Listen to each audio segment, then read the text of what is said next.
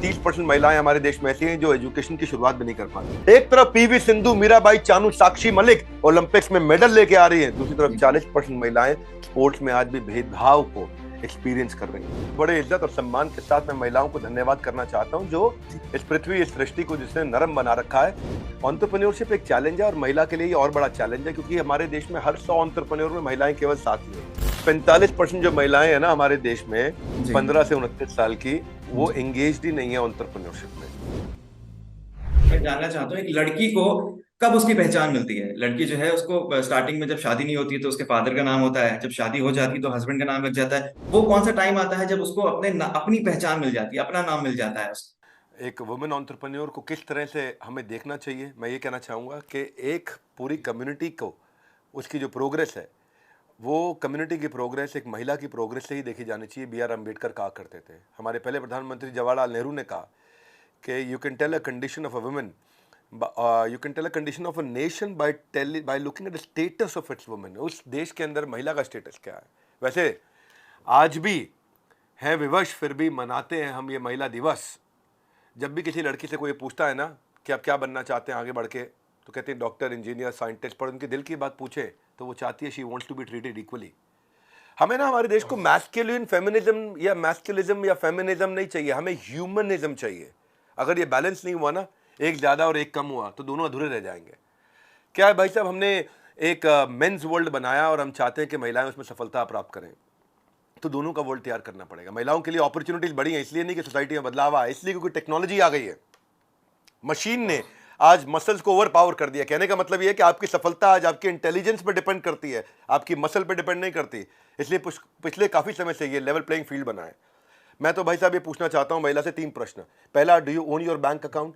दूसरा, क्या आपकी अपनी इंश्योरेंस है? तीसरा, क्या आप अपनी इन्वेस्टमेंट खुद कर सकते हैं? अगर आपका बैंक अकाउंट है, इंश्योरेंस आप खुद ले सकती हैं, इन्वेस्टमेंट अपनी कर सकती हैं, जो कि मेजॉरिटी वुमेन हमारे देश में ना बोल देंगी। फाइनेंशियल इंडिपेंडेंस अगर नहीं मिलेगा ना, तो उसका आंसर कभी मिल नहीं सकता है। तो महिलाओं की हमारे देश में 2 साइड है। एक तरफ सिंधु ताई जो 1,500 ऑर्फन बच्चों को, अनाथ बच्चों को जिन्होंने पाला था, और दूसरी तरफ 1.5 करोड़ महिलाएं जो आज भी हमारे देश में विक्टिम है सेक्स ट्रैफिकिंग की।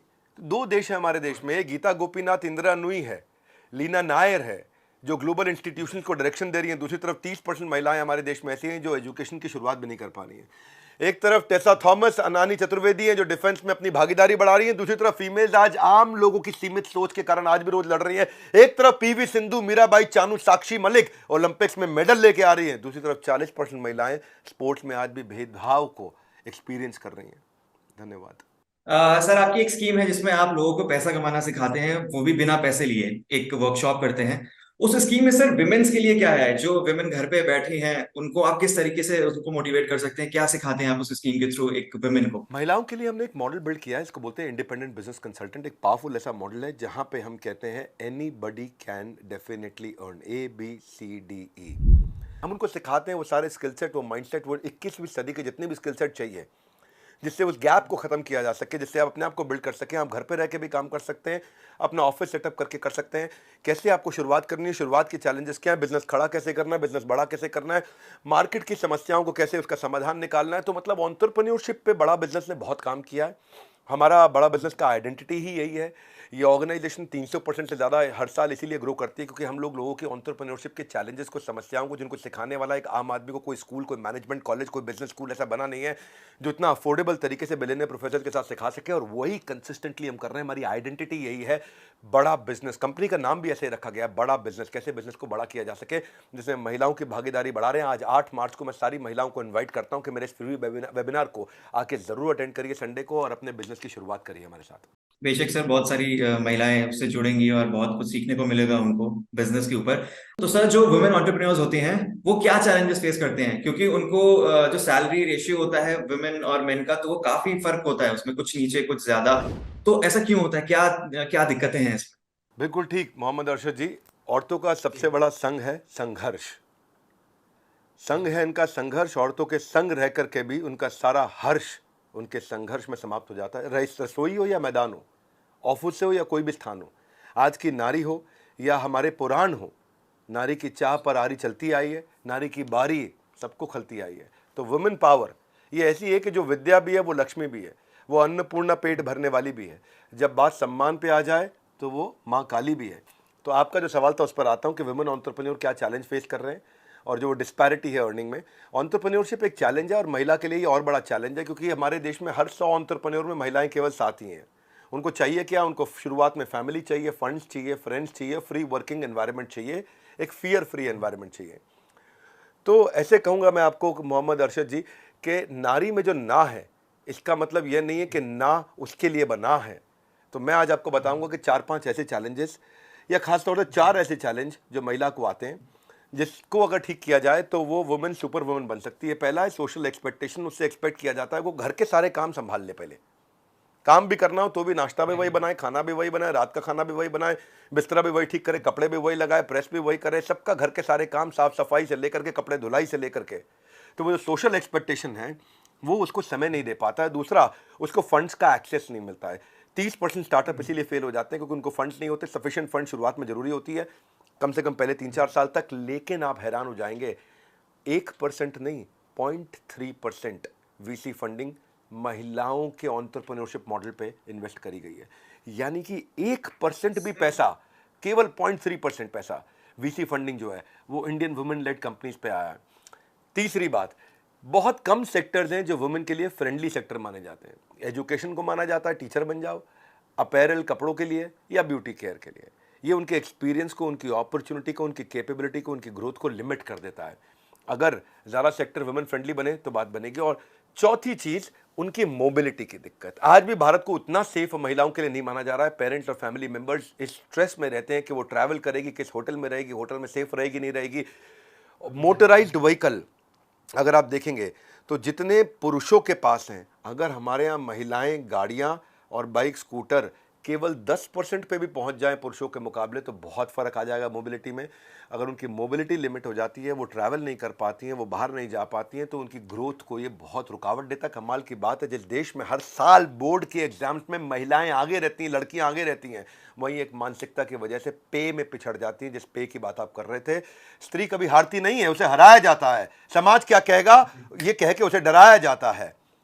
तो मैं इस प्रश्न को समाप्त करने से पहले स्वीडन का बता दूं। स्वीडन जेंडर इक्वालिटी पॉलिसी उनकी इतनी अच्छी है कि वुमेन रैंक उसकी जो है नंबर 1 इस समय वर्ल्ड में, खासतौर से ईयू जेंडर इक्वालिटी इंडेक्स में। हमने बात कर ली महिलाओं की प्रॉब्लम्स की और उसके पीछे क्या रीजंस हैं। अब इसका समाधान क्या हो सकता है कि विमेन एंटरप्रेन्योर्स की जो हिस्सेदारी है वो बढ़े? क्या रीजन हो सकता है, क्या सॉल्यूशन हो सकता है? मैं देखो, महिलाओं को क्या चाहिए? आप उनकी हिस्सेदारी बढ़ाना चाहते हैं, उनको equality, better treatment, they don't want to be judged, उनको फाइनेंशियल इंडिपेंडेंस चाहिए। ठीक है, अब देखो, लेकिन हो क्या रहा है हमारे देश में? औरत की हालत हमारे देश में एक फूल की तरह है। फूल कैसा है? या तो उसे भगवान के दर्जे पे सजाया जाता है या पैरों के तले उसको रौंदा गया है। एक तरफ तो वो मर्दानी है, दूसरी तरफ वो मर्द जो लिख रहे हैं अपनी महिला की कहानी है। क से किचन, क से करियर। तो क से किचन, क से करियर में एक पे ध्यान दे दिया, पर एक क यानी किचन पे ध्यान दे दिया, पर दूसरा क करियर बनाने पे ध्यान ही नहीं दिया। तो आपको ये स्वीडन से आप सीख सकते हैं बेस्ट प्रैक्टिस। वो फ्री नेटल केयर देता है, वो maternity leave, paternity leave combined 480 दिन की देता है। वो मंथली अलाउंस देता है पर चाइल्ड के। वो महिला अपने बच्चे का अलाउंस दे देंगे, उसको पैसा दे देंगे 16वें जन्मदिन तक। तो वो महिला काम भी कर पाती है साथ साथ। वो जेंडर इक्वालिटी पे अलग ही लेवल का काम कर रहे हैं। ये अलग ही देश है। ये कहता है कि लड़कियों को बाइक, स्कूटर, कार और गन जैसे खिलौने भी दे दो, और लड़कों को डॉल से भी खेलना सिखाओ। आपको पता है आज स्वीडन में 66% जो कॉलेज के डिप्लोमा है वो फीमेल स्टूडेंट को मिल रहे हैं, लड़कों से भी ज़्यादा मिल रहे हैं। आधे मंत्री उनके देश के अंदर महिलाएं हैं। Half of the countries ministers are women. तो जो स्वीडिश महिला है वो 87% ऑफ मैन्स इनकम जनरेट कर रही है। ये काफ़ी अच्छा नंबर माना जाता है। भारत के अंदर अभी केवल 33%, शहरों में भी केवल 33% महिलाएं इंडिपेंडेंट इन्वेस्टमेंट कर पाती हैं। तो तकलीफ कहाँ है? आज जो हमारे देश में रेप केस हो रहे हैं उसमें 10% से कम रिपोर्ट होते हैं, और जो 10% रिपोर्ट होते हैं उसमें भी 95% जो ऑफेंडर हैं वो उसका अपना जानने वाला रिश्तेदार होता है, चाचा होता है, ताऊ होता है, दूर का मौसा फूफा होता है। जो रेप करने वाला है वो असली प्रॉब्लम घर के अंदर है, घर के बाहर नहीं है।